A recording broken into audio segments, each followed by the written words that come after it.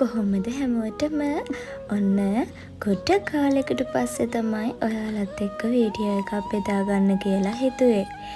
ඉතින් හැමෝම හොඳින් ඇති කියලා මම මුලින්ම හිතන ගමන් මාත් හොඳින් ඉන්නවා.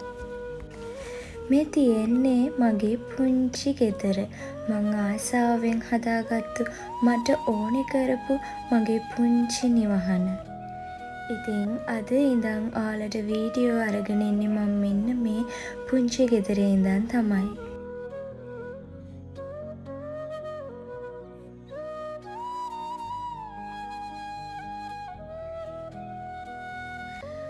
මේ තියෙන්නේ මගේ ගෙදර රෑ හොඳට අස්පස් කරලා අතු ගාලා උදේට තියෙන හැටි. ඉතින් මෙහෙම ගෙදරක් දකිනකොට මනසට තවසම ප්‍රබෝධයක් එකතු කරනවා. දැන් වෙලාව පාන්දර 5:30ට විතර ඇති මට මතක හැටියට. ඉතින් මං කරන්නේ මුලින්ම සීතල හුළඟකේ ඇතුළට ගෙන්න ගන්න ඕනි නිසා හිමීට ජනෙල් ටික අරිනවා. පේනවනේ තාමත් කළුවර තියෙනවා. මං ආස මෙන්න මේ වෙලාවට. හැමෝම ගෙදර නිදි අතරේ මං විතරක් ගෙදර හැරලා ඉන්නවා. ඉතින් මට පුළුවන් මගේ වැඩ ටික නිවී සැනසෙල්ල කරගන්න. මොකද පොඩ දෙන්න නැගිට්ටම නම් මට ටිකක් කරදරයි. මේ වෙලාවේ මං නැගිටපු ගමන් බුද්ධ පූජාව එහෙම හදාගෙන ඉවරයි. ඒ ටික මට වීඩියෝ කරගන්න බැරි වුණා. ඉතින් මේ තියෙන්නේ උදේම බුදු සමිඳුන්ට බුද්ධ පූජාව පූජා කරන මොහොත. මගේ දවස ආරම්භ කරන්නේ මේ විදිහට. ඉතින් මේක තමා මගේ හිතට තියෙන ලොකුම සැනසීම. ඒත් එක්කම මං ගණ දෙවිඳුන්ටත් පහන් පත්තු කරලා ඒ ආශිර්වාදයත් උදේට අරගන්න අමතක කරන්නේ නැහැ.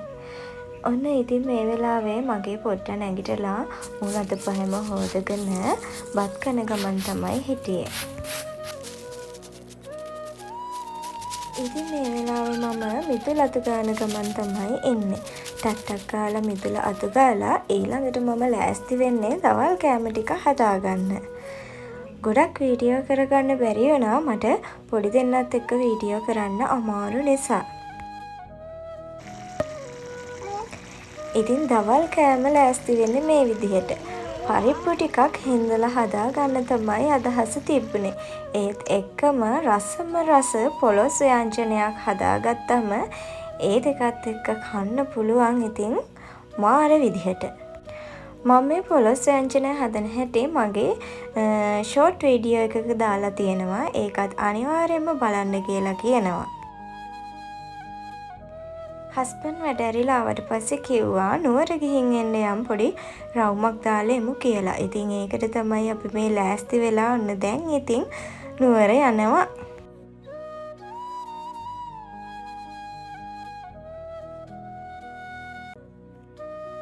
මේ ආවේ අපි සහස් උයනට.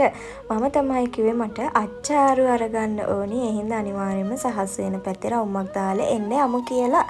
ඉතින් සහස් උයනට අපි ආවා.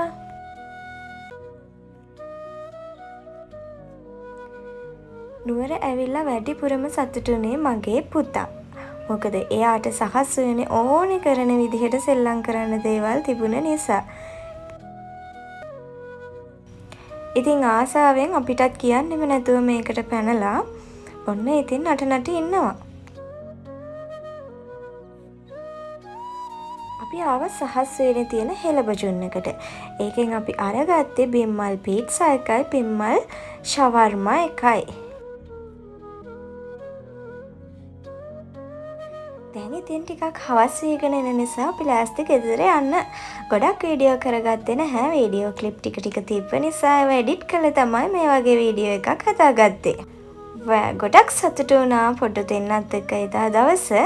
ඉතින් මම නුවර වැඩිපුරම ආවේ මෙන්න මේ ටික අරගන්න. දැන් ඉතින් හවස් වේගෙන ආපු නිසා අපි ගෙදර කෑම හැදුවෙත් නැහැ. ඒක නිසා කඩෙන්ම අරගෙන ආවා. ඇවිල්ලා මේක කන ගමන්. ඉතින් ආයෙත් වීඩියෝ එකකින් එන්නම්. goodbye.